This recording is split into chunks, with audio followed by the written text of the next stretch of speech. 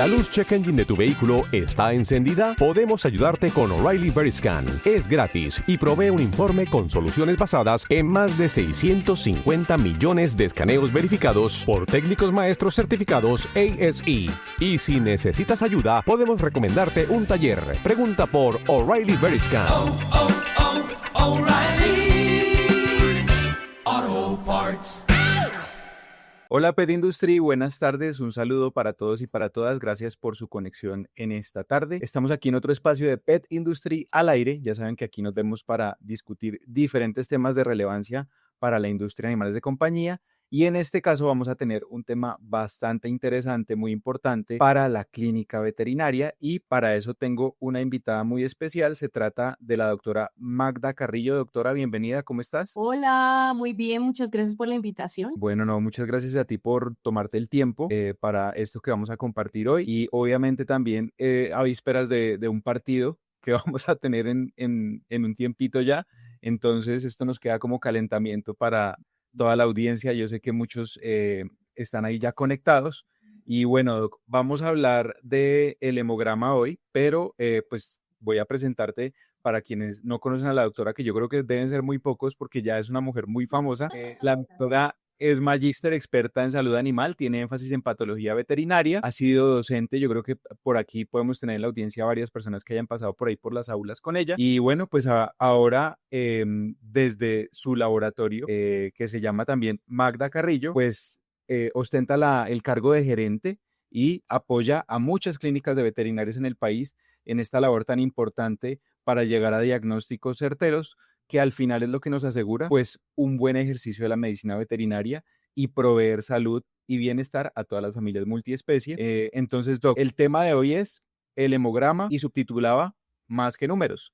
Cuéntanos un poquito por qué te pareció importante este tema, por qué no lo traes hoy. Bueno, tengo 22 años de experiencia en laboratorio clínico veterinario y he notado que a veces, mejor dicho, la información del laboratorio clínico o la información que el hemograma nos arroja es invaluable y creo que se le puede sacar mucho más jugo del que en muchas ocasiones se le da. Entonces yo creo que hay que aprovechar, quiero contarles mucho de lo que voy a decir hoy es desde mi experiencia, de lo que he visto, de lo que he vivido, de lo que quiero que muchos entiendan y de pronto aprovechen pues de lo que hemos aprendido y de lo que hacemos en el laboratorio. Súper, yo quiero además invitarlos, ya vamos a dar inicio a esta charla tan interesante que nos ha propuesto la doctora, pero también les quiero avisar que nos esperen hasta el final, que vamos a tener para resolver todas las dudas, todas las inquietudes que tengan y además les vamos a contar unas noticias muy importantes, unos cursos, un tema de capacitación que yo sé que les va a interesar bastante, entonces no se nos vayan así tan rápido porque al final vamos a hablar un poquito de eso. Entonces, Doc, nada, aquí tenemos a la audiencia muy pendiente, aquí ya está la presentación y pues la audiencia es toda tuya. Bueno, muchas gracias de nuevo, me encanta este espacio, gracias a ustedes por permitirnos comunicar esta información que yo creo que es muy valiosa y muy importante. Bueno, como les decía a ustedes, hoy vamos a hablar sobre el hemograma, todo lo que podemos obtener del hemograma, que es, como les decía, es valiosísimo, es una herramienta maravillosa el hemograma, quizás es una herramienta que utilizamos todo el tiempo y por eso a veces está subvalorada. Pero yo les quiero contar algunas cosas para que ustedes la vean un poquito más de cerca y empecemos con eso. Entonces, como les decía, el hemograma, invaluable totalmente. Siempre inicio hablando sobre la comunicación. ¿A qué me refiero? Con que el laboratorio o las ayudas diagnósticas y el médico veterinario deben tener muy buena comunicación. Eso es fundamental, que podamos conversar, que podamos preguntar, que podamos consultar, porque es que trabajamos como equipo. Somos un equipo en pro de las mascotas, de la familia multiespecie, como dicen ustedes. Entonces, la comunicación tiene que ser asertiva. A veces se juzga, ¿no? Como esto pasó, algo así sucedió, entonces usted o yo, o lo que sea. No, yo creo que todos trabajamos en pro de y debemos tener una comunicación asertiva, como decía hace un momento. En nuestro laboratorio, el hemograma incluye la evaluación de la línea roja, los eritrocitos, los leucocitos, las plaquetas o trombocitos y adicional a eso las proteínas plasmáticas totales y diferenciadas. Este conjunto, pues, nos arroja una información. Iniciamos haciendo colocamos el hemograma, la sangre, NETA, en el equipo de hematología. Sin embargo, les quiero contar que de la información que arroja, que nos da el equipo de hematología, esta parte prácticamente la modificamos al observar al microscopio en un 99.5%. En la gran mayoría de los hemogramas, la información que arroja el equipo de hematología se modifica y hay que verificar. En las clases yo digo que el hemograma del equipo sin la parte microscópica realmente es un porcentaje muy bajo. Yo digo que es como comprar el pan sin relleno, porque lo que lo que nos puede decir, lo que vemos al microscopio, pues nos puede salvar la vida, de un paciente, nos puede direccionar a una cantidad de situaciones que ya les voy a contar desde nuestra experiencia, como les decía. Entonces, siempre, siempre, siempre, siempre debemos hacer el extendido, siempre.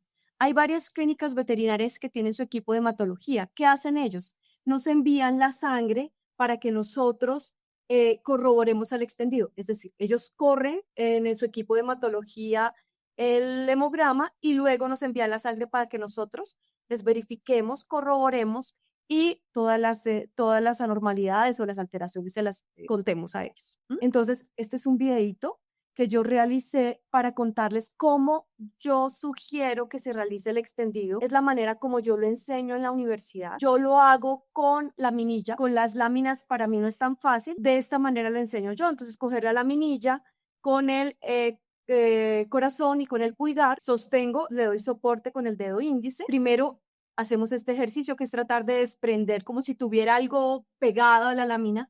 Entonces, tratar de desprender lo que esté en la lámina para medir la fuerza, para que nuestro cerebro empiece a adaptarse cuál es la fuerza que debe utilizar para que no se rompa la laminilla. Luego mezclamos varias veces la sangre, yo sugiero unas 10 veces muy bien mezclada, ¿sí? Y colocamos una gotica pequeña de sangre en la lámina. Si no tenemos micropipeta, lo que se puede utilizar es un capilar, bueno, a veces con la misma tapa, si es de caucho, se puede realizar. Yo devuelvo la laminilla hasta que se llene completamente de lado a lado y sin pensarlo hasta que toque el dedo índice de la mano izquierda para quienes somos diestros, hacemos el extendido. Ustedes pueden hacer el ejercicio, queda muy bonito, me parece muy práctico. Yo les digo a mis estudiantes que nadie sale del laboratorio sin aprender a hacer extendidos y a todos les quedan muy bonitos. Entonces, eso les cuento. Y bueno, cuando en este caso el extendido quedó un poco corto, entonces eso tiene que ver con que el paciente está hemoconcentrado. Si el paciente está hemoconcentrado, se puede inclinar un poco más la laminilla.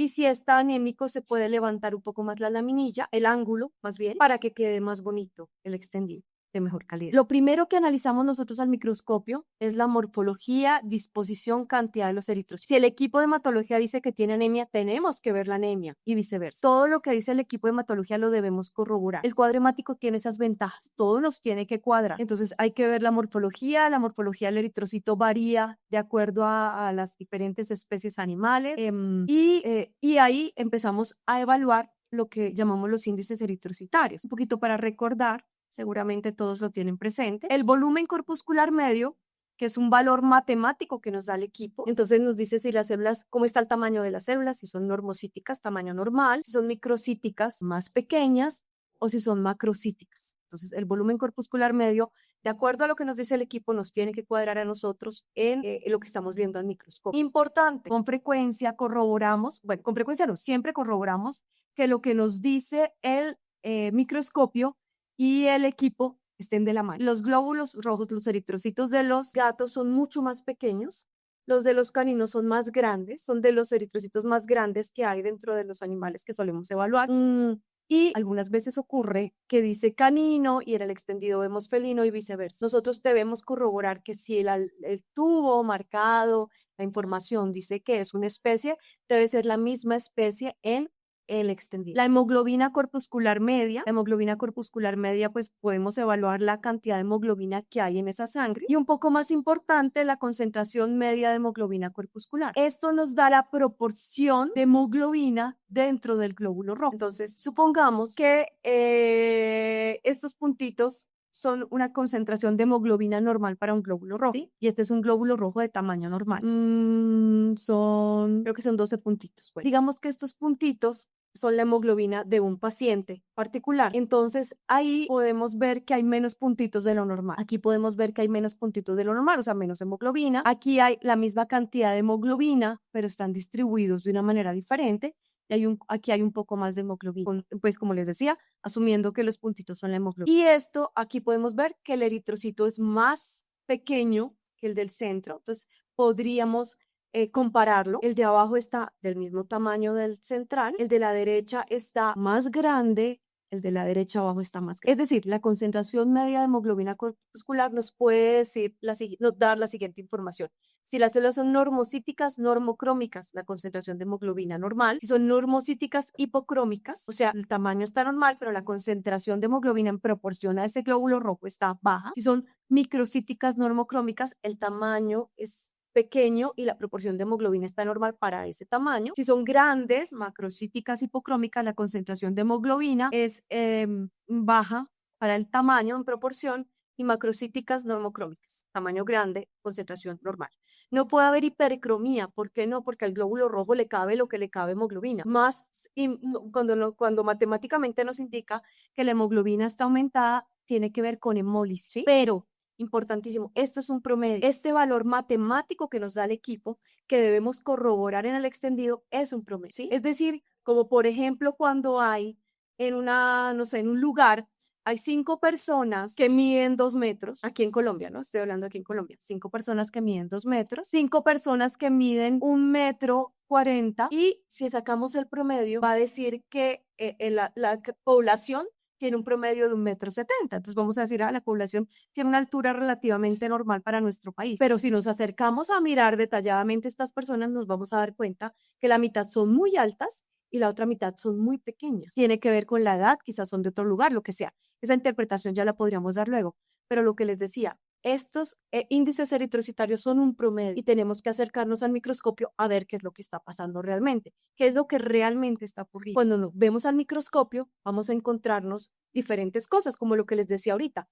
Por ejemplo, la anisocitosis, que es diferentes tamaños de glóbulo rojo. Aquí podemos ver glóbulos rojos muy grandes, glóbulos rojos pequeños, glóbulos rojos de tamaño mediano, bueno, diferentes tamaños de glóbulo rojo. La policromatofilia, diferentes concentraciones de hemoglobina que lo vemos como diferentes colores o tonalidades, más bien que colores en los glóbulos rojos. Hipoequilocitosis, que son diferentes formas de los glóbulos rojos. Nada de esta información nos da el equipo de hematología. Lo tenemos que observar. En este momento no hay equipos disponibles que puedan igualar en este momento, aquí en esta zona del mundo, que puedan igualar el ojo humano. Entonces, toda esta información solamente la obtenemos al microscopio.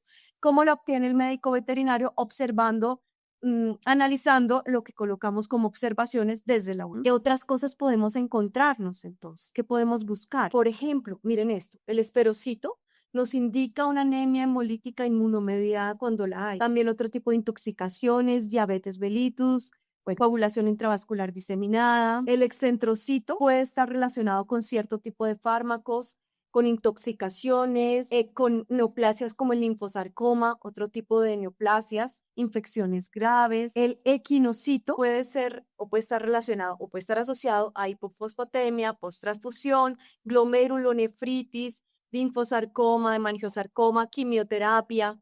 Entonces, esta información la debemos corroborar con lo que está ocurriendo con el paciente. El estomatocito a veces tiene cara como de sonrisa, es decir, la palidez que debería ser central se ve como si fuera una especie de boca, ¿sí? Y nos indica puede ser una anemia regenerativa, pero también intoxicación por plomo, puede ser hereditaria, enfermedad hepática, puede ser artefacto. El punteado basópilo puede estar asociada con intoxicación por plomo, anemias regenerativas, maduración irregular o anormal de los eritrocitos. Sin embargo, hay que estar pendientes de que no tenga que ver con el precipitado del colorado. Miren esta lámina, todas estas imágenes son nuestras, algunas no quedan tan bonitas. Yo les digo a los estudiantes que es como la foto de un en vivo y la foto en las redes sociales, pues no queda tan bonito, pero algunas quedan bien como esta que les estoy mostrando acá. Y ustedes verán que parece un cielo estrellado, tiene una cantidad de cosas. Evidentemente hay una población de glóbulos rojos baja, hay una anemia. Podemos ver acantocitos, enfermedad hepática, hemangiosarcoma, glomerulonefritis, nos indican. Los queratocitos son eritrocitos rotos, fragmentos de eritrocitos, hemangiosarcoma.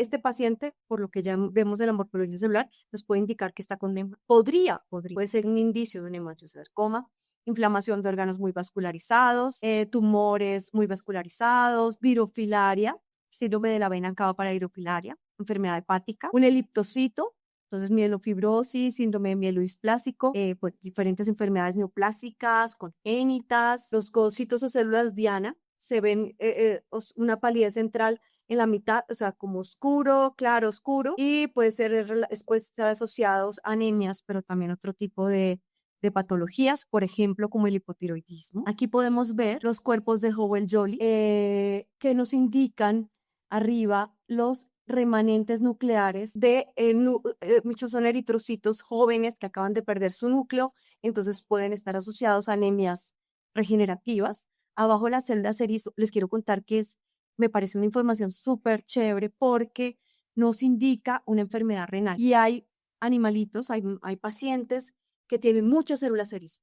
Nosotros cuando vemos con frecuencia esto, o con frecuencia me refiero a que en el mismo paciente se ven muchos eritrocitos así, células erizo, avisamos al médico veterinario que puede tratarse de una enfermedad renal. Entonces ya el veterinario puede tomar decisiones importantes al respecto. Los cuerpos de Heinz puede ser intoxicaciones por diferentes sustancias, mucho colesterol en la relación con la cantidad de fosfolípidos, muestras lipémicas podría ocurrir, ¿sí? Yo les quiero contar, hace muchos años, llegó un paciente con orinaba sangre. Entonces la señora, no, que orina sangre. Y entonces yo le hice, estaba o sea, cerquita al paciente.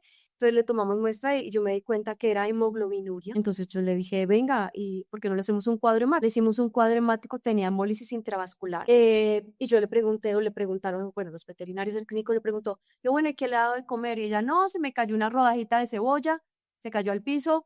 El perrito se la comió, pero no, eso no. Entonces, intoxicación por cebolla. Cuerpos de Heinz causó hemólisis intravascular, cuerpos de Heinz y hemoglobina. Cuando pasó a la intoxicación, el paciente se recuperó, pero pues a veces puede ser un poco más complicado que eso, ¿no? Ahora vamos a hablar un poquito de la distribución de los eritrocitos. Eso también es importante, no solamente cómo se ve la forma, que ya vimos que nos dice un montón de cosas que podemos asociar con el análisis clínico del paciente, el examen clínico, su historia y demás, pero también la distribución de los glóbulos rojos, cómo están entre ellos, hay que mirar qué es lo que pasa. Entonces, el efecto Rouleau en felinos suele ser frecuente, hay que analizarlo con mucho cuidado, porque es un artefacto que suele ser común en gatos. Se ven como pilas de monedas, pero sobre todo, pues como les decía, en gatos ocurre, pero en caninos está muy relacionado con aumento del fibrinógeno e hipergamaglobulinemia. Muchas veces las globulinas pueden ser gamaglobulinas o inmunoglobulinas, o sea, anticuerpos. Puede haber un proceso infeccioso, puede haber. Y muy probablemente hay un proceso inflamatorio, muy probablemente es un proceso inflamatorio. Esta condición de los glóbulos rojos, esta unión de los glóbulos rojos es reversible. Se puede utilizar una gotica de solución salina, una gotica de sangre, obviamente del paciente, se mezcla y si se separan los glóbulos rojos, pues seguramente es Rouleau. ¿Sí? Y está la aglutinación eritrocitaria. Nosotros hemos observado en el laboratorio que cuando hay aglutinación eritrocitaria, el equipo de hematología arroja un resultado de volumen corpuscular medio gigantesco, porque el equipo como no lo logra separar, pues coloca que, por ejemplo, el volumen corpuscular de un felino puede ser más o menos normal, 50, 51, el volumen corpuscular, y puede arrojar unos resultados de 90, 100, es porque el equipo de hematología está detectando que los glóbulos rojos son varios glóbulos rojos, son uno solo, están sumamente juntos, y eso tiene que ver con anticuerpos que se adhieren y que a los eritrocitos. Es decir, el organismo está induciendo la producción de anticuerpos antieritrocitarios del mismo organismo. ¿Sí? Hay patógenos como la Ehrlichia, como el Mycoplasma haemophilus, que pueden inducir esta circunstancia. Pero la aglutinación, pues, nos indica una anemia hemolítica inmunomediada. Es una anemia hemolítica inmunomediada. Casi que es una característica distintiva de esta patología. ¿Sí? Y en este caso es irreversible. Cuando vemos que el paciente está hemoconcentrado, el hematocrito está alto y simultáneamente vemos eritrocitos jóvenes, puede tratarse de producción real de glóbulos rojos. ¿sí? Deshidratación, una hemoconcentración por deshidratación, los eritrocitos no se alteran mayormente. En cambio, en este caso podríamos encontrar que hay eritrocitos produciéndose, eritrocitos nuevos produciéndose, ¿sí? Entonces, esto nos puede indicar si es porque el organismo por algún motivo los está requiriendo, porque hay una insuficiencia cardíaca, algún problema importante pulmonar, bueno, mal de alturas, ¿sí? Puede ocurrir esto. Entonces sería una eritrocitosis verdadera, es decir, realmente se están produciendo glóbulos rojos y no el paciente esté deshidratado. Entonces esta información conjunta asociada al hematocrito puede ser útil. Y pues debemos siempre, los hemogramas convencionales no se hace, pero cuando vemos anemias importantes, se sugiere hacer recuento de reticulocitos para ver si la anemia es regenerativa. A pesar de que estemos viendo que aparentemente es regenerativa, que hay anisocitosis, policromatofilia o equilocitosis, puede ser que esté ocurriendo otra cosa, entonces hay que hacer recuento de reticulocitos. Nosotros las hacemos con azul de cristal brillante, o se hace más bien con azul de cristal brillante. Entonces, los eritrocitos, bueno, hay que mirar si tenemos células jóvenes en el organismo. Y cuando hay anemia, podemos encontrar este tipo de eritrocitos inmaduros, yo los llamo adolescentes o jóvenes adolescentes, de una manera coloquial, eritrocitos que aún tienen núcleo o eritrocitos grandes, macrocíticos hipocrómicos, los podemos observar tratando de apoyar una anemia, de solucionar una anemia, de compensar una anemia. Pero cuando hay muchos eritrocitos nucleados, lo que puede ocurrir es que los equipos de lo que puede ocurrir, no lo que ocurre. Los equipos de hematología cuentan estos eritrocitos como células nucleadas, o sea, como leucocitos. Y si el porcentaje es realmente alto, por decir algo, por 100 leucocitos aparecen, no sé, 30, 40, 50, hay que hacer un recuento corregido de leucocitos. ¿Cómo sabemos que debemos hacerlo? Mirando al microscopio. Los eritrocitos nucleados, normalmente los equipos los cuentan como leucocitos. Entonces, los estamos perdiendo de este tipo de información. Entonces, hay que hacer recuento corregido de leucocitos. Bueno, pasemos ahora a los leucocitos, a los glóbulos blancos. La otra línea, entonces yo les decía a ustedes es, claro, tenemos una información, pero tenemos que hacer el recuento diferencial nosotros, corroborarlo. Como les contaba inicialmente, casi que el total de las muestras que nos llegan al laboratorio, les modificamos el recuento que nos da el equipo de hematología al diferencial de los leucocitos. Lo modificamos, el valor. Entonces se debe hacer de forma manual. Para los neutrófilos hay una serie de variaciones que debemos realizar, una serie de variaciones. ¿Por qué? Porque observar las características del neutrófilo nos permite ver ante que de pronto a qué nos estamos enfrentando, que se está enfrentando el paciente, si es algún tipo de patología infecciosa, una intoxicación, lo que sea esté ocurriendo, podemos de pronto discernir con la observación de los neutrófilos, si son neutrófilos en banda, desviación a la izquierda o andemia, que son adolescentes, pues así sean adolescentes jóvenes, posiblemente en una guerra, ellos pueden atacar, pueden defender, pueden causar tanto daño como un adulto. Y si vemos muchos adolescentes, es posible que se estén requiriendo porque o hay mucha demanda o porque algo está pasando con los adultos, se fueron para el lugar más complicado. Entonces, la desviación a la izquierda, la bandemia, la observación de bandas o células inmaduras, adolescentes, digo yo, en el extendido, nos puede indicar que hay un proceso infeccioso, inflamatorio, está ocurriendo en el paciente. Y al contrario,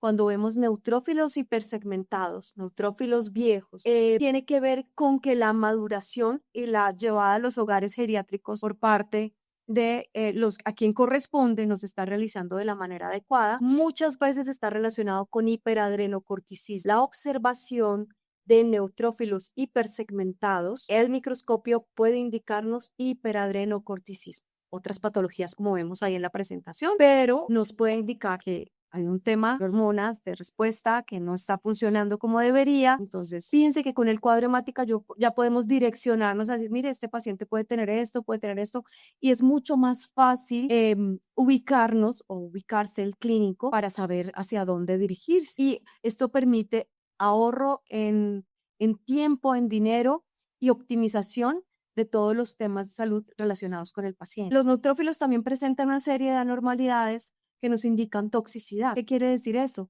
que ellos están desplegando sus armas de defensa para, pues precisamente para poder atacar, proteger el organismo hospedero. Aquí podemos ver, hay una lista de algunos de los que podemos encontrar en los cuerpos de dol. El caso de los cuerpos de dol hay una particularidad y es que se pueden confundir con mucha frecuencia con Ehrlichia. De hecho, yo he buscado en Google y uno pregunta Ehrlichia y hay fotos en Google. Obviamente sabemos que las fuentes no son las mejores, no siempre son las mejores, pero aparecen muchas veces fotos que evidentemente son cuerpos de dol. Aquí lo podemos ver, cuerpos de dol. Bueno, aquí vacuolización intracitoplasmática es una de las signos de toxicidad más delicados que podemos observar en un neutrófilo, granulaciones tóxicas, neutrófilos gigantes, células en anillo. Aquí podemos ver un diagrama, es donde podemos ver un poco más claramente desde el diagrama, desde el dibujo, lo que puede estar ocurriendo, bueno, células en banda, neutrófilos hipersegmentados, granulaciones tóxicas, ¿sí? Estos son fotitos nuestras, entonces células en anillo, son grandes si se dan cuenta en comparación con el eritrocito. Presenta, es como una banda, pero no está totalmente madura, tiene cuerpos de dol y si ustedes se dan cuenta alrededor pareciera, aunque la foto es muy, o sea, no muestra mucho los eritrocitos, que los eritrocitos están agregados, ¿no? Pareciera en pilas de monedas, pues nos corroboraría lo que está ocurriendo. En el caso de los eosinófilos, pues no verlos no implica que ocurra algo, pero cuando los vemos en aumento y cuando los vemos en degranulación, degranulados, como vemos acá los espacios claros, los gránulos por fuera del eosinófilo, pues nos puede indicar que están activados, que hay una situación particular que está ocurriendo. En pequeños animales, casi nunca hay eosinofilia por parásitos gastrointestinales. Casi siempre está relacionado con reacciones de hipersensibilidad, no o alergias, pero no con parásitos, a menos que sean parásitos migratorios. Inclusive hay casos en que hay, por ejemplo, filarias y no hay eosinofilia. Entonces la eosinofilia casi nunca la vemos asociada a parásitos gastrointestinales, ¿sí? Casi nunca. Nosotros, ¿no? Los monocitos, estos monocitos que ustedes ven aquí son monocitos tóxicos, están grandes. Esta es una célula en anillo, un monocito en anillo. Vemos pues que hay anisocitosis con los eritrocitos, policromatofilia y hay eritrocitos inmaduros nucleados, entonces eritroblastos, bueno. Entonces es posible que en este paciente esté ocurriendo una anemia y que sea un patógeno el que esté causando la anemia. Con esa imagen yo solo puedo decir eso, pero pues imagínense la información que nos arroja solo una fotico, ¿no? O sea, en este caso, una imagen al microscopio. Los linfocitos quizás son los más espectaculares en lo referente a la morfología celular. Los linfocitos reactivos, vemos el color azul así como brillante que vemos y tiene el núcleo hendido. Este linfocito está evidentemente estimulado inmunológicamente, está activado, está con todas sus armas desplegadas, relacionado con procesos inflamatorios, la producción de inmunoglobulinas, gamma globulinas, sí, es posible que haya un proceso infeccioso, muchas veces viral, muchas no necesariamente, pero puede ser viral, ¿sí? Linfoblastos. Los linfocitos reactivos plasmocitoides, en algunos libros los llaman virocitos, no lo mencionamos nosotros de esa manera, pero están asociados con inflamación sistémica fuerte y crónica. Algo bien agresivo está ocurriendo con el paciente. Son inespecíficos etiológicamente. Los linfocitos granulares, vemos el linfocito, son eritrocitos muy pequeños, probablemente es un gato, o el linfocito es muy grande, pero esto probablemente es un gato. La foto no es la más bonita, pero es una foto nuestra y me gustó mucho. Es una estimulación inmunológica crónica. Se asocian también con Ehrlichia, se asocian estos linfocitos granulares, como ven ustedes acá, se asocian con Ehrlichia, sin embargo esto no es Ehrlichia, o sea, los gránulos que se le ven a los linfocitos no es Ehrlichia, pero cuando se ven linfocitos granulares en un canino puede ser una erliquiosis crónica, a pesar de que nada más se vea ni nada más esté ocurriendo. Y uno de mis maestros, que es el doctor Juan Bernardo Raya, mexicano, cuando yo le envié esta foto decía, pueden ser citotóxicos, ¿no? NK o linfocitos T de C8, ¿no? Entonces, bueno, ahí les cuento lo que él me contó, lo que él nos enseña. Y puede ser también en temas de leucemias linfocíticas. Los linfocitos vellosos son linfocitos T altamente reactivos. Yo no sé si ustedes alcanzan aquí a notar. Se ven como espelucados, digo yo. Eso es un linfocito que se le ven, pues se llaman linfocitos vellosos. Lo que se define es que están expresando proteínas del glicocálix, parcialmente solubles o receptores específicos, y fíjense que alrededor hay eritrocitos formando grupos muy cohesivos. Aquí parece que hubieran 3 eritrocitos. Esto puede tratarse de una agregación eritrocitaria. Entonces, es posible que este linfocito esté actuando contra los glóbulos rojos del mismo organismo. Con esta imagen puede tratarse de esta situación. Y finalmente, los linfocitos reactivos. Quiero contarles que me siento orgullosa. Estas fotos son nuestras del laboratorio. Estuve pues revisando como fotos en internet. Hay inclusive tesis y trabajos de investigación y no hay fotos tan bonitas. Entonces les muestro a ustedes los linfocitos reactivos, células en flor. Las células en flor en humanos se dice que son patognomónicos de linfoma linfocítico de células T. Sí, o sea, ellos consideran que si se ven células en flor, habla de linfoma linfocítico de células T. Yo no he visto eso, no lo sé, si en mascotas, si en perros, pero yo creo que es una información que podemos tener ahí guardadita y que podríamos luego revisar, ¿sí? Pero pues en humanos esto es lo que consideran en humanos, en hematología. Y finalmente, la morfología y disposición de la cantidad de plaquetas. Entonces hay que mirar cómo están las plaquetas. Esto que vemos aquí a la izquierda, que es agregación plaquetaria, puede ser un artefacto, muchas veces es artefacto. Entonces los equipos cuentan las plaquetas como si hubiera trombocitopenia, disminución de las plaquetas, y lo que realmente está ocurriendo es que están agregadas en algún lugar. O en los gatos, la gran mayoría de equipos siempre dicen que tienen trombocitopenia porque las plaquetas suelen tener el mismo tamaño de los glóbulos rojos. ¿Sí? Entonces, casi siempre los gatos en diferentes equipos de hematología que hemos tenido en el laboratorio detectan las plaquetas como bajas, el recuento plaquetario bajo, como si tuviera trombocitopenia, principalmente en gatos. ¿Sí? Aquí podemos ver una macroplaqueta con pseudopos, se ve preciosa, me parece a mí como una medusa. Aquí podemos ver las estructuras, los pseudopos de la plaqueta totalmente activada. Y aquí podemos ver una plaqueta gigantesca, los glóbulos rojos son muy pequeños, aquí podemos verlo en comparación a un glóbulo rojo. Es un megacariocito. Para este paciente nos ha ocurrido, no es muy frecuente, es más bien muy raro, muy esporádico.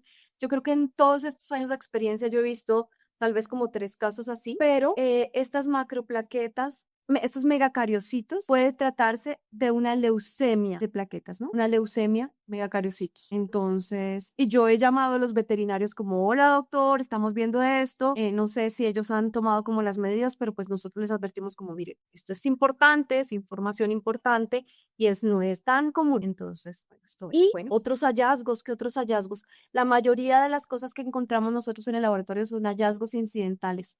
No son hallazgos comunes que nos estén solicitando. Son cosas que nos encontramos. Aquí podemos ver unas babesias, aquí podemos ver una microfilaria. Esto hay que tenerlo en cuenta, pero canino, cachorro, y con inclusiones, como dirá la doctora María Paulina, palabras coloquiales, María Paulina Álvarez, que es experta en la parte de hematología veterinaria, podría decirse que son inclusiones intracitoplasmáticas de distemper canino, de boquillo canino. Entonces, fíjense ustedes que eso lo podemos ver acá y ya con esto podemos tener un diagnóstico, ¿no? De qué es lo que pasa con nuestro paciente. Entonces, esto es algunas otras personas muy queridas que nos apoyan, con quienes trabajamos en red a nivel nacional, nos han contado nos han prestado estas fotos. El laboratorio de la doctora Margarita Quiroga. Aquí hay unos eritrocitos donde podemos ver Mycoplasma haemophilus, ¿sí? Entonces, estas estructuras a veces pueden confundirse con precipitado colorante, pero aquí se ven pues muy claramente. La doctora Lorena Osorio, ella me prestó esta fotito. Miren esto sí es una Ehrlichia, pero así con nombre y apellido, ¿sí? Nosotros aquí en Bogotá tenemos la particularidad que casi no vemos hemoparasitos como ellas, sí que están en clima templado, clima caliente, ¿sí? Entonces, pero aquí podemos ver, sí los vemos, no con la frecuencia que ellos nos cuentan, pero sí los vemos. Hepatosón, nosotros hemos visto tripanosoma, hepatosón, bueno, una cantidad de cosas que nos dan un diagnóstico definitivo con la observación al microscopio, que no tiene, en el caso nuestro, un valor adicional por observarlo. O sea, no es como, venga, si usted me paga, le doy, digo que tiene, no.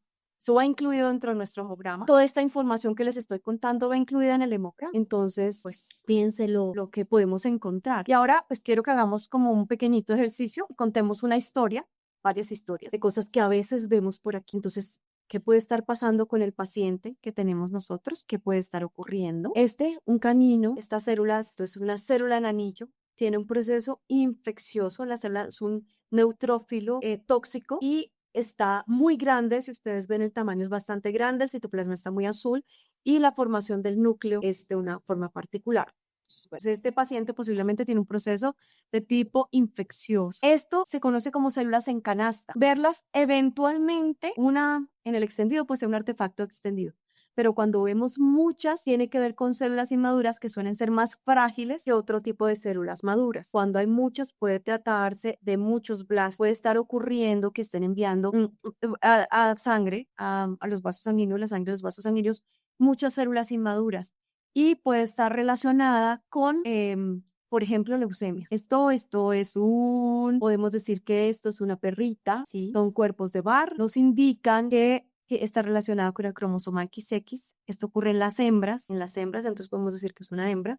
A veces se puede confundir con Ehrlichia, pero realmente tiene que ver con una distribución diferente del núcleo con los cromosomas XX en las hembras, de todas las especies, indiscriminada. Humanos, felinos, caninos, equinos, etc. Esta imagen me parece un ejemplo muy chévere de lo que podemos ver en un extendido. Si ustedes se dan cuenta, bueno, primero hay anisocitosis, ¿sí? Diferentes tamaños, glóbulos rojos muy grandes, glóbulos rojos muy pequeños, policromatofilia, glóbulos rojos con una tonalidad un poco más como morada, ¿sí? Más basófila, eritrocitos un poco más oscuros, más rosados, diferentes tamaños, la cantidad de eritrocitos se ve pequeña, ¿sí? En proporción al resto de las células. Está esta macroplaqueta con pseudópodos, miren los pseudópodos, activada totalmente. El único ahí que parece estar en sus 5 sentidos y estar como normal es el neutrófilo. Esto puede estar relacionado con una anemia regenerativa por una hemorragia que está ocurriendo en este momento. Con esta imagen yo puedo decir, este gato tiene una hemorragia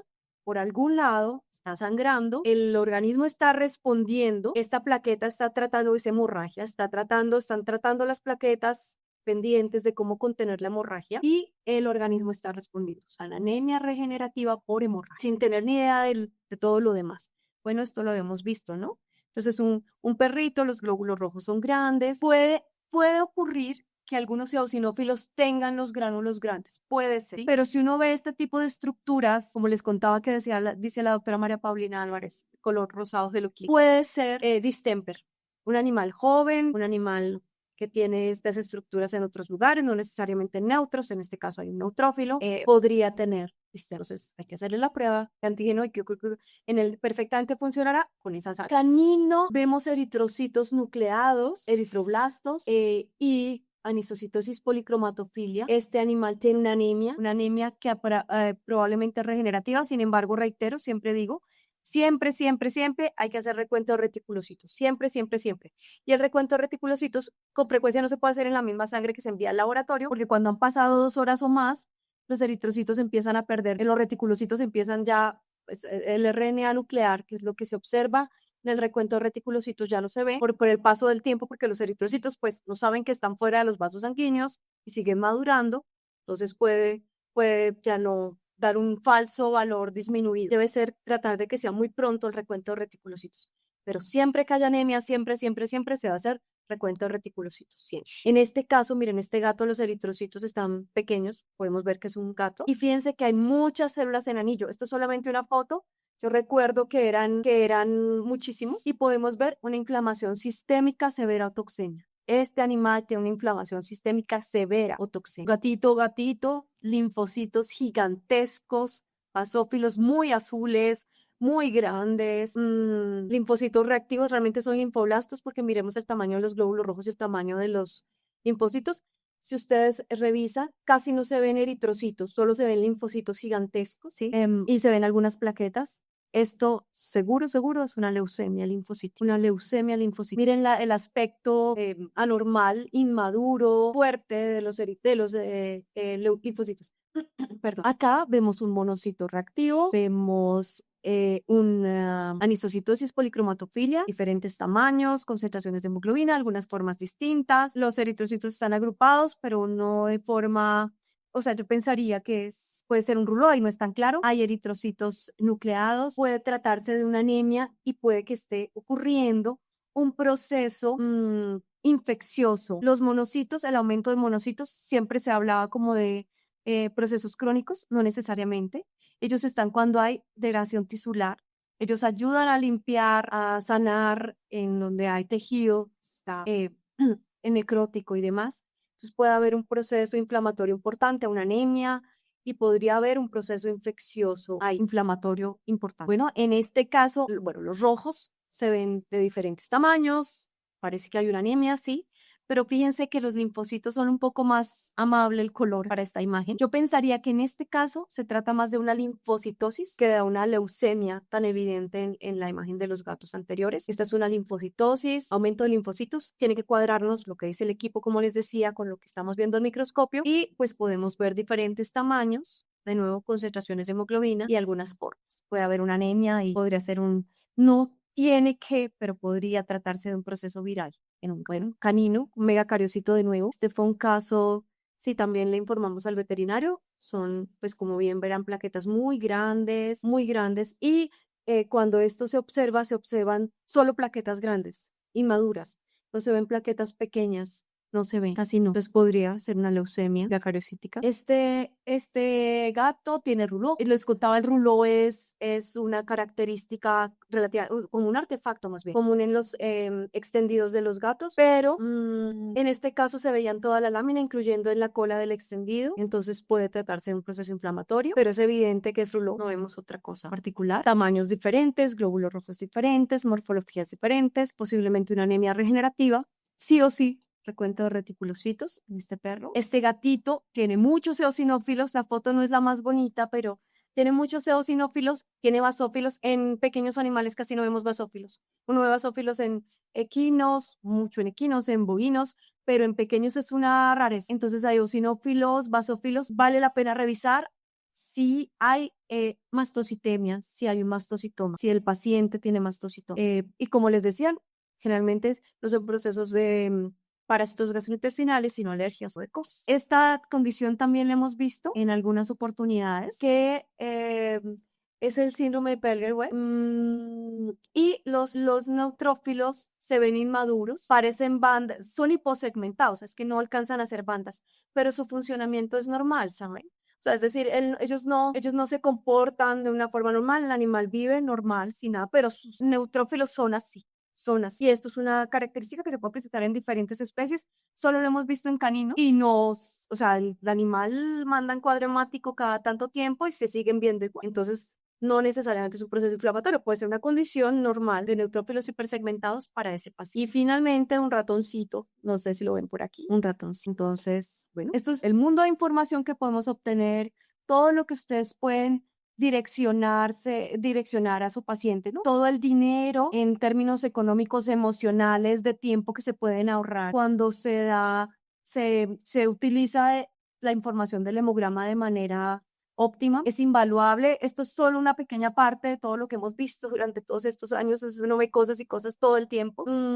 Y pues hay que aprovecharlo. Como les contaba, muchas clínicas veterinarias lo que hacen es que tienen su equipo de hematología.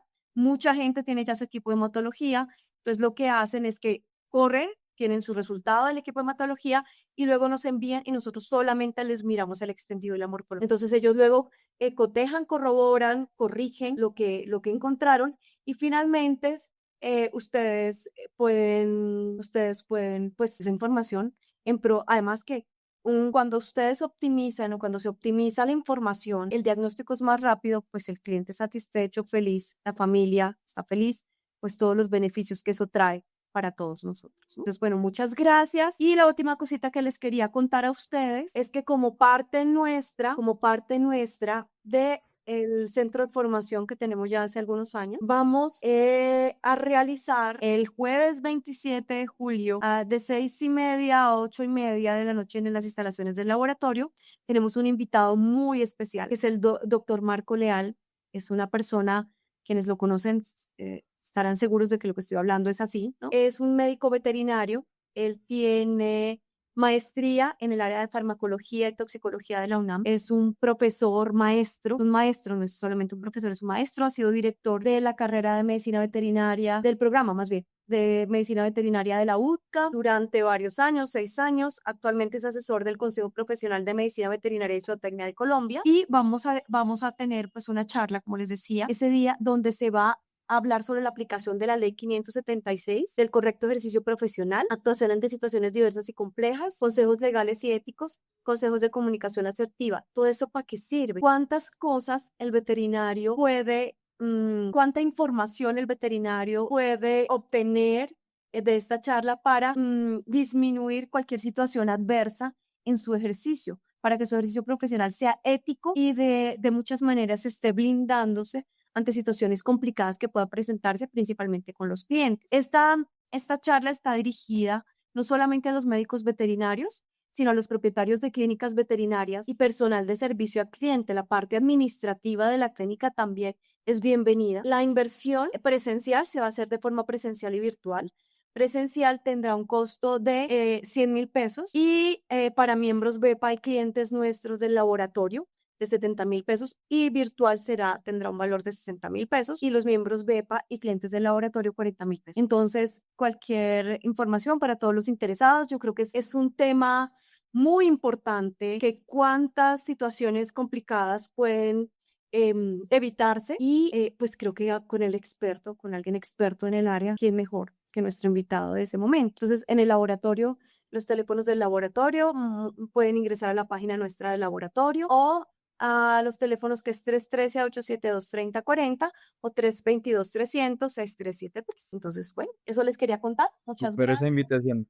Doc, lo único ahí es 27 de septiembre, ¿sí? Sí, ay, dice Julio, eso es es 27 de septiembre, 27 de septiembre. Sí. 27 de septiembre, súper. Bueno, si hay preguntas, vayan haciendo en el chat las preguntas. En este momento estamos en Facebook, LinkedIn y YouTube en vivo.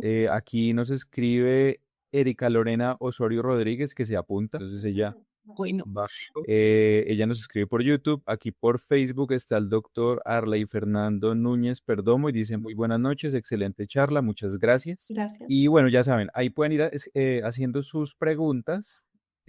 Ahorita de todas formas retomemos al final un recorderis de esa invitación que nos estás haciendo, Doc. Ahora tengo aquí unas preguntitas. Nos dejaron una que dice: ¿qué factores pueden influir en una incorrecta ejecución del extendido? Saben que hay detalles chiquitos. Bueno, primero, yo sugiero que la sangre depende del lugar. Estoy hablando desde Bogotá, ¿no? Entonces, 2.600 metros más cerca de las estrellas, entonces aquí el frito no nos pone mucho lío, pero yo sugiero que la muestra no se refrigere. Se sugiere que la muestra no se refrigere en caninos y felinos luego de 20 minutos. O sea, más bien, se puede refrigerar luego de 20 minutos. Cuando refrigeramos inmediatamente, la muestra se toma, se suele molizar. A mí no me gusta limpiar las láminas con alcohol porque quedan burbujas. Entonces yo prefiero que las láminas se limpien con agua y jabón y luego se les quite muy bien el jabón. Y como yo les mostraba en el video, hacerlo con laminilla, a mí me funciona muy bien. Ahí sí cada cual habla como le va. Y es la manera como yo enseño a los estudiantes de la universidad, pero funciona muy bien con la mini. Recuerden que la parte más importante es pues entre la parte central, o sea, el cuerpo del extendido y la cola, para ver las anormalidades o la morfología más bien, porque si no las hay, ¿no? Eso sugeriría yo. La coloración, a mí me gusta el Wright. Yo sé que hay muchos otros tipos de coloraciones, pero a mí el Wright me parece que crea un contraste muy bonito, se ven muy bien las células, entonces yo prefiero el Wright. ¿Qué otra cosa le sugeriría yo? Y lo de la refrigerada es un detalle chiquito y lo del alcohol es un detalle chiquito, pero funcionan bien, son importantes. Súper. Bueno, aquí Alexander Urbina dice: doctora Magda, muchas gracias, excelente presentación. Gracias. También escribe Marcela Romero Beltrán: buenas noches, muchas gracias por la charla. Y ella nos hace una pregunta que te voy a proyectar acá, y es que en el caso de una policitemia vera, ¿qué hallazgos en el extendido me podrían sugerir de eso? Cuando hay policitemia vera se ven células inmaduras a pesar de que hay el hematocrito esté elevado. Entonces uno puede llegar a encontrar células inmaduras porque se están produciendo más células de lo normal. Hablan de la medición de la hemoglobina, pero realmente en el extendido es lo que podríamos observar. Si es una hemoconcentración simplemente por deshidratación, uno va a ver los glóbulos rojos normales. Entonces, en ese caso no habría otra alteración. Súper. Bueno, aquí por LinkedIn dice Disha Ami Infantes: excelente charla, gracias doctora Magda, me tomó por sorpresa la notificación, me gustaría saber si tienen algún otro live. Bueno, ahí está para que sigas por ahí pendiente en las redes y Bueno, lo tengas presente. Igual ahí queda para que ahorita que cerremos, pues igual pueden volver a repasar cosas. Bueno, ya nos estaban preguntando también por acá de tinciones, de recomendación, tú ya lo dijiste. está el Wright. Bueno, bonito y barato. y queda muy bien. No, yo tengo algunos videitos muy pequeñitos en YouTube. Nosotros en el laboratorio tenemos un canal en YouTube. Igual seguimos trabajando de la mano con Industry, entonces pues bueno, les estaremos contando qué más cosas pueden llegar. Igual en YouTube también te encuentran así, ¿no? Sí, Laboratorio Veterinario Magda Carrillo. Ujú. Sí, ahí tienen bastante material bien didáctico para que lo consuman también y se suscriban al canal de la doctora. Dice que ¿cuál sería su protocolo recomendado cuando se encuentran blastos? Pues yo creo que, pues lo que hay que hacer es estar de la mano con el clínico, ¿no? Contarle lo que estamos observando, depende del tipo de blastos, si son eritrocitos, si son leucocitos, bueno, lo que sea, pero trabajar de la mano con el clínico y pues saben que yo desde el laboratorio, pues cuando vemos ese tipo de anormalidades, no por el paciente, pero sí a nosotros nos emociona porque es hermoso observarlo, ¿no? Y entonces hablamos con el clínico y lo que tratamos es de indagar un poco más del caso. Yo digo que los médicos veterinarios son quienes arman el rompecabezas. Nosotros le damos algunas de las fichitas y algunas indicaciones, pero es el veterinario quien arma el rompecabezas, pero nosotros podemos aportar. Entonces, trabajar de la mano, si a eso te refieres. Súper. Hay otra pregunta y es que en la interpretación del extendido, ¿qué consideraciones hay que tener entre animales jóvenes versus animales viejos? ¿O qué claves puede haber ahí para leer? Quizás, tal vez una de las cosas que ocurre es que los animales jóvenes suelen tener el hematocrito más bajo y muchas veces, como son nuevos, por así decirlo, están mucho más expuestos a antígenos. Entonces uno puede encontrar, su sistema inmunológico está mucho más activo, por así decirlo, sin necesidad de que sea algo patológico. Puede ser simplemente un tema de vacunación, ¿no? De todo lo que están ellos empezando a reconocer. Entonces, podría haber un sistema inmunológico activo sin necesidad de que sea una patología, de que sea simplemente vacunación y demás. Y el hematocrito normalmente es más bajo en los animales jóvenes. También me faltó decir pues que los parámetros normales varían, ¿no? Entonces no es lo mismo un hematocrito en Tunja, hablando en Colombia, ¿no? Pero en Tunja que un hematocrito en Cartagena. Es decir, se necesitan más eritrocitos en Cartagena que en Tunja. Entonces, puede variar, los parámetros normales varían de acuerdo al lugar. Pero con respecto a animales jóvenes, eso es lo que les podría contar. Ok. Y aquí una última pregunta.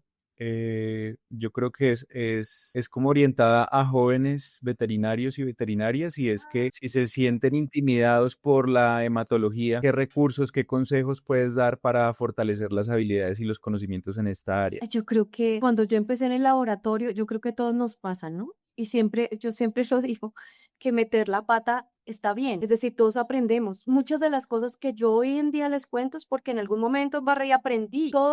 Muchas de las cosas que hacemos en el laboratorio es porque se cometen errores, las mejoramos, las aprendemos, las estudiamos, las revisamos. Entonces, y ahí sí, como dicen, más sabe el diablo por viejo que por diablo. La práctica hacia el maestro, hay que hacer las cosas. Hay que no tener miedo, yo creo que hay que preguntar. Casi siempre los errores que nosotros cometemos son en las cosas más fáciles. Las cosas difíciles uno les pone muchísima atención y se centra y revisa, pero los errores más chiquitos son los que se suelen cometer y los que cobran más caro. Entonces, practicar y preguntarnos. Nosotros estamos abiertos aquí en el laboratorio.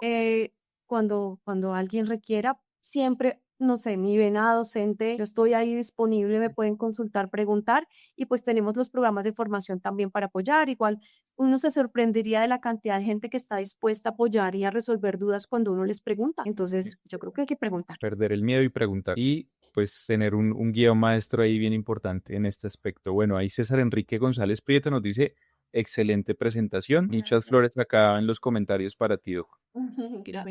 Bueno, creo que la misión quedó cumplida. Como lo manifestaron la audiencia, pues muy contentos, muy bien explicado. Ese conocimiento, como tú lo decías ahora, que la persona quiere entregar, quiere compartir, pues es muy valioso para todos los profesionales del gremio. Tuvimos bastantes preguntas, hubo varias dudas por ahí, entonces también importante que le peguen una repasadita después al material, quedan todas las redes sociales y ahí lo pueden volver a compartir. Bueno, ahorita que estuvimos hablando y se habló de tantas ciudades y eso, importante hablar también de tu laboratorio.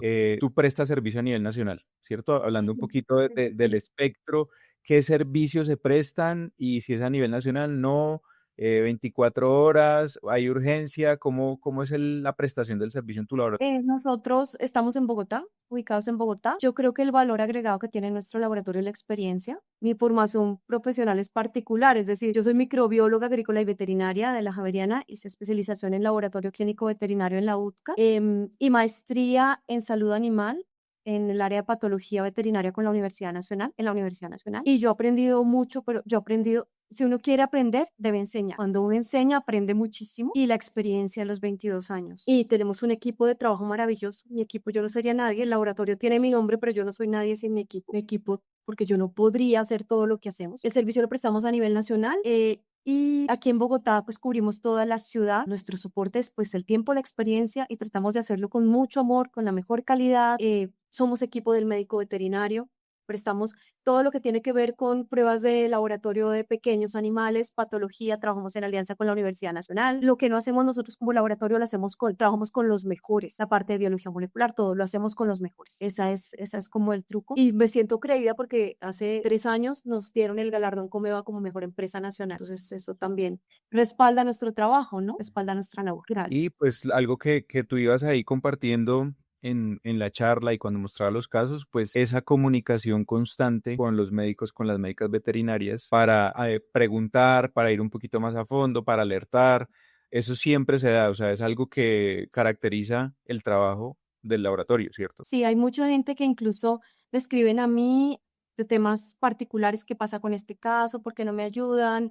Me pueden, o sea, las preguntas, tenemos que preguntar, tenemos que, lo que les decía ahorita, tenemos que ser equipo. No estamos aquí para juzgar, todos a veces cometemos errores, eso es humano, y no es como juzgar, sino como, venga, ¿qué me pasó esto? ¿Cómo podemos resolverlo? ¿Cómo nos ayudamos? ¿Cómo trabajamos en pro de las mascotas? Bueno, esa es la idea, ese es el fin nuestro, ¿no? Súper. El trabajo. Bueno, ahí está la página web.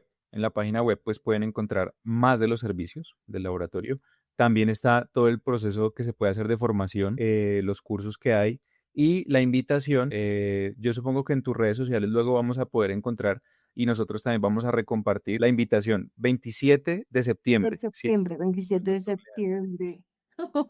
27 de septiembre. Sí, vamos a hacerlo aquí en el laboratorio. Tiene un espacio, el cupo es limitado, es decir, caben, yo creo que 20 personas para quienes quieran acompañarnos ese día, refrigerio y demás.